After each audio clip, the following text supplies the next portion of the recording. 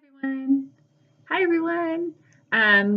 Today I'm going to be reading The Cabinet of Wonders by Marie Rutkoski, and I am doing the prologue and just the prologue. The yellow hills rose and fell in sunny tops and valleys.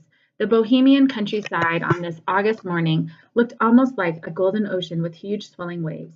A rickety cart was wending its way through a valley. Two men were perched atop the riding seat, watching the sturdy horse as it pulled them along. There was a bundle wrapped in cloth that took up most of the space in the open cart bed behind the men. One of them, Jarek, held the reins. He coughed. To be paid extra for this, he said. What a stench. What do you mean? Said Martin, Jarek's companion. He turned around to look at the bundle.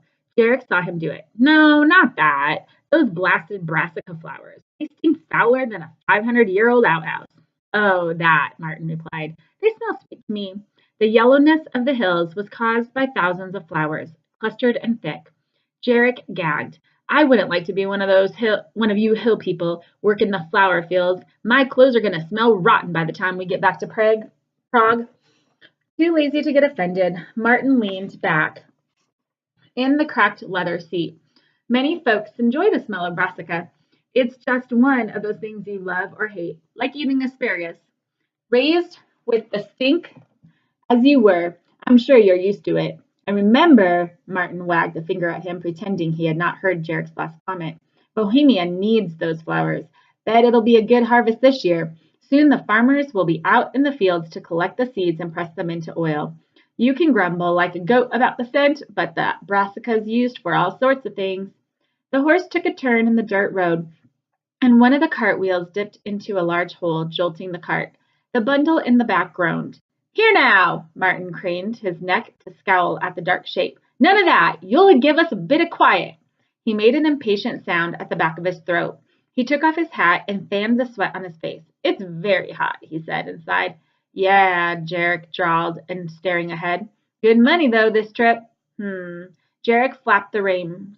We're almost there, anyway. Should take us about half an hour.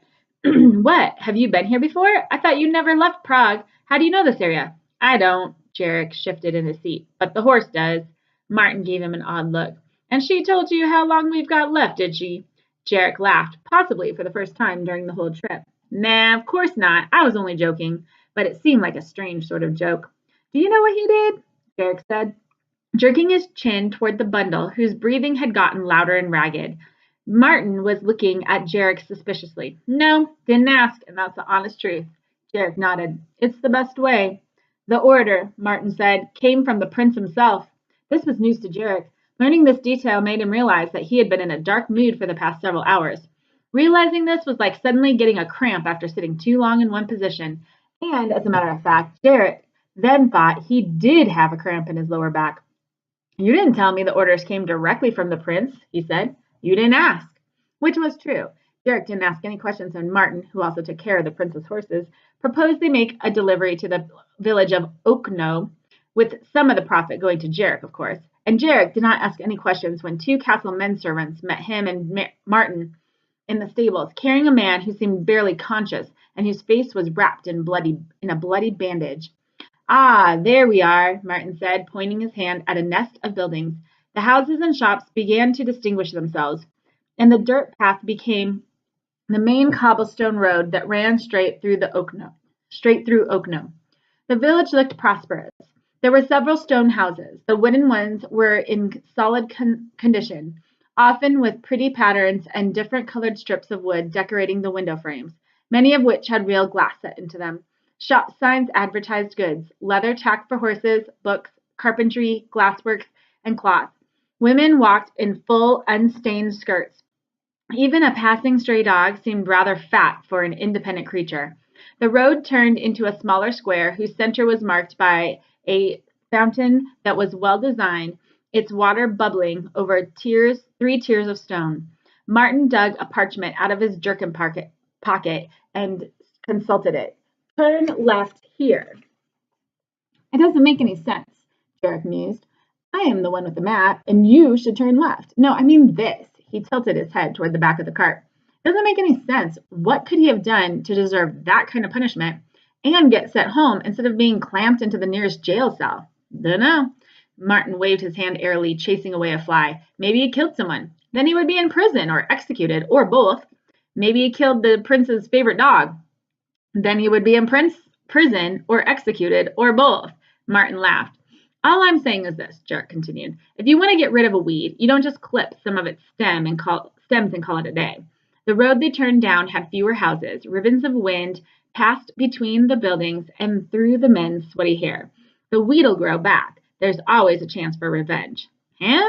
Martin laughed again. Oh, I'm glad I picked you to drive. You're a funny sort, you are. Weed or no, this fellow's in no shape for action. Hold on now. Martin looked at the map again and glanced at a tall, skinny stone house set far apart from the others. As they drew closer, they saw that the ground floor was a shop, its windows crowded with bizarre metal objects, clocks, and tin toys bouncing like grasshoppers. Jarek could not read the words painted over the door, but a sign hanging from the corner of the house showed a many-pointed compass. Stop here, Martin said. This is it. Jarek pulled on the reins. His hands settled in his lap, but they still gripped the leather straps. He may have sons, angry ones. Martin thumped Jarek on the shoulder. No fear, my friend, he said, and pointed toward the door, which had opened. In the doorway stood a girl, tall for her age, which was 12. Underneath a long tangle of brown hair, her face was wary. She was dressed in a nightgown, but stood defiantly, as if to say that she knew that wasn't normal but didn't care. She stared straight at them. Her eyes were narrowed, but perhaps, Jarek thought, this was because of the sun, and not because she already hated them. Martin leaned in to whisper in Jarek's ear. As I said, don't worry, he's only got her. It seemed to Jarek that his backache had gotten worse. The mare sighed. Then she spoke silently in his mind, the way she did with no other human. For she knew none who had Jarek's gift to understand her. If you were a horse, she told him, you would be used to hearing such unpleasant burdens.